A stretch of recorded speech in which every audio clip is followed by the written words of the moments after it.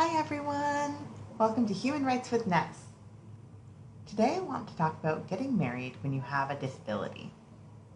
The human rights issues I'm going to talk about today are a problem for people who live in the United States, and I'm not sure if they're a similar problem in other countries, but if you live somewhere else and want more information, let me know and I can definitely try to help you find out. Marriage is a tradition that is really important to a lot of people.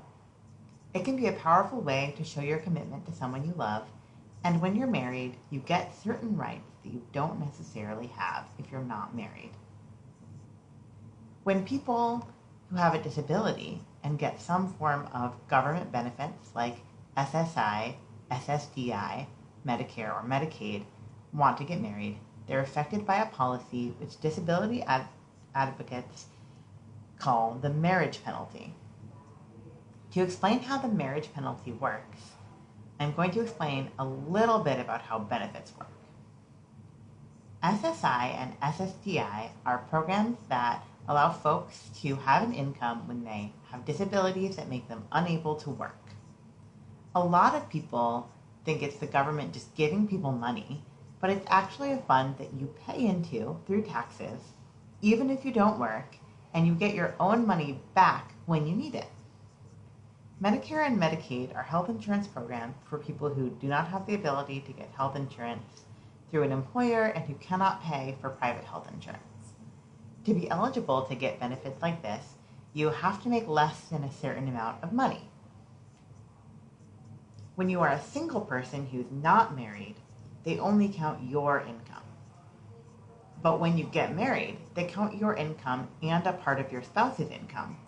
When this extra money is counted, many people with disabilities lose all or part of their benefits. If the person you're marrying also gets benefits, your income is counted together. There is a different maximum amount of benefits a couple can get than there is for a single person who is not married. The maximum amount of SSI a single person can get is $783 a month. The total maximum amount of SSI a married couple who both get SSI can get is $1,175 a month, total between both of them. So even though the benefits are being used to cover the expenses of two people, the amount of benefits is less than twice what it is for one person. To be eligible for benefits like SSI, SSDI, Medicare, and Medicaid, you also have to have less than a certain amount of assets. An asset is the amount of money you have in savings, plus the value of things you own, like a house or a car. If you don't own these things and you rent them instead, they don't count as assets. The asset limit is also different for a married couple than it is for a single, unmarried person. To be eligible for SSI and Medicaid, the asset limit for a single person is $2,000.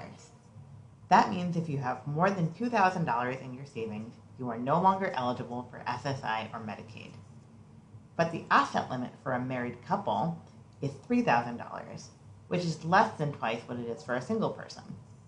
So if two people who both get SSI and Medicaid each have the maximum amount of assets they are allowed to have, and they decide to get married, as soon as they do and their assets are counted together, they will be over the limit and they will both lose their SSI and Medicaid benefits. This is a big problem for a few different reasons. One big reason is that medical care in the United States is really expensive. Medicare and Medicaid do a decent job of making medical care affordable for people with disabilities.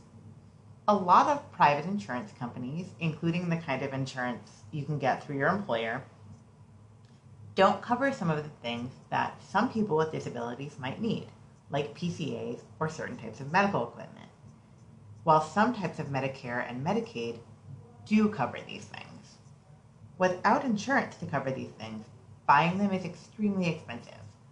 So, if you need medical care literally to survive, which every human being does at some point in their life, and you can't afford to buy it all out of pocket, which really only extremely wealthy people can do, because of the high cost of medical care in the United States, and you know that getting married will make you lose your Medicaid or Medicare, sometimes the only option is to not get married. So, a lot of the time, disabled people can't get married, even though there's technically no law saying that disabled people aren't allowed to get married. To make matters worse, sometimes people are affected by the marriage penalty even when they are not legally married. I have heard of people having their benefits cut when they moved in with their romantic partner, even if they were not married when they moved in together. I have even heard of people having their benefits cut when they've just called their romantic partner their husband or their wife or their spouse in a meeting with the Social Security office, even when they were not legally married. So often people with disabilities can't move in with their partners or even use the language of, this is my husband or this is my wife, without potentially losing their benefits. Not being able to get married also leads to some other problems. When you get married, your spouse is counted as your closest family member or your next of kin. If you don't have an officially designated healthcare proxy, and you have some sort of medical emergency where you're unconscious and can't make your own medical decisions, they contact your closest family member or your next of kin. If you're not married, they might end up contacting your other family members, like your parents or your siblings or your children. This can be a problem if you have a difficult relationship with your family or if you have had disagreements in the past with your family about your medical care. But it can also be a problem just because for some of us, our romantic partners just know us better than the rest of our family. For instance, for me, I talk to my romantic partner every single day, and I don't talk to my mother or my sister every single day. In an emergency, you might want someone who knows you really, really well to be the one making the decisions. And for a lot of people, the person who knows you really, really well is your romantic partner. In 2015, the Supreme Court extended the right to get married to same-sex couples in all 50 states.